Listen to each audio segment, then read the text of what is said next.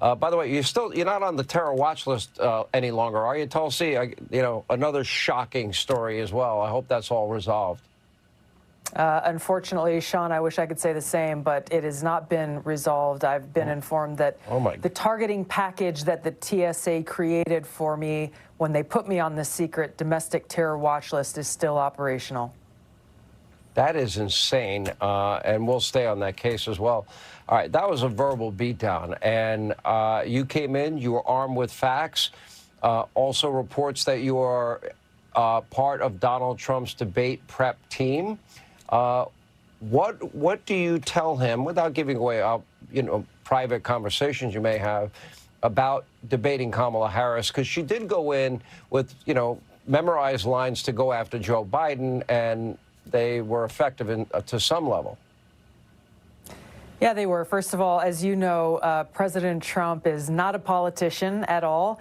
He doesn't do traditional political debate prep. He is prepared to debate Kamala Harris anytime, anywhere. I think the only place where I may possibly be of help is really conveying that experience that I had with her on the debate stage that you just played, sharing the kinds of games she will play in order to try to hide her real record from the American people.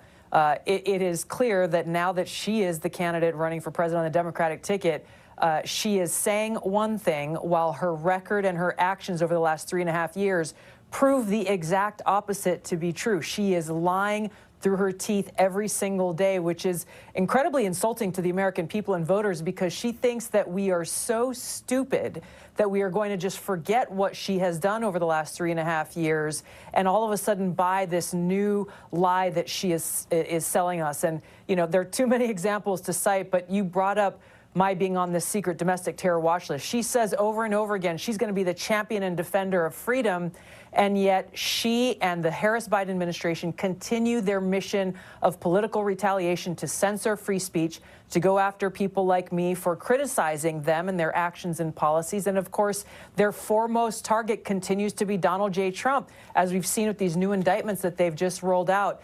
What she says, and this is what I'm encouraging people to pay attention to in this debate and in this campaign, don't listen to what she says, because whenever she opens her mouth, she is selling a lie. Focus on her record, and that's what President Trump will do, expose the truth about who Kamala Harris really is.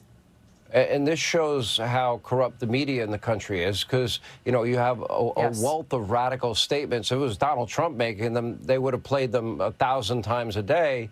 And they have yet to play Kamala in her own words, which is why I put it up on my website, so it's available for everybody. They can share it on social media with their friends, family, coworkers.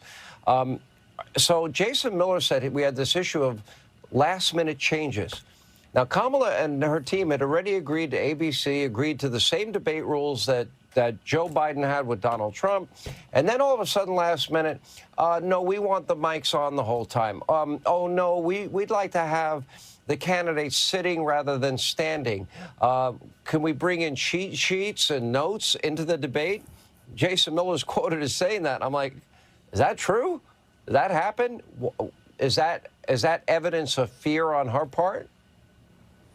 Well, the interesting thing here is not even Joe Biden asked to be seated during that debate. Not even Joe Biden asked to bring in notes and cheat sheets with him.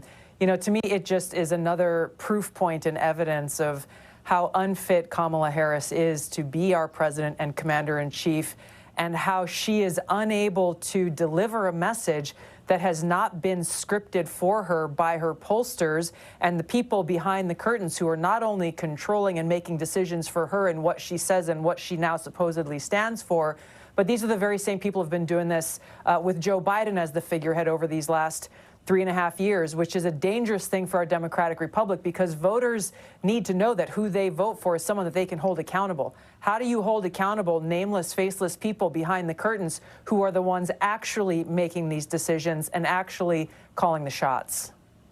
Yeah. I think it's great that you're a part of it. And, I've gotten to know you a lot over the last year. And I will tell you, it's clear to me you want the best interest of the country. To watch RFK Jr. and yourself get smeared and slandered and besmirched by people that were formerly friends is a little unbelievable. it shows, unfortunately, and this is one of the reasons I left the Democratic Party, that the people in charge of the Democrat Party of today, they only care about power. And this includes Kamala Harris, obviously at the forefront now of the Democratic Party. She and her people will choose power, their own power, over the people and over the best interests of our country every single day. And that's really the choice between voters. Donald Trump stands for peace, freedom, and prosperity. Kamala Harris stands for more tyranny, taking away our freedom, and more war, pushing us to the brink of nuclear war. Thanks for listening to News Variable. You're officially one step closer to shedding the matrix.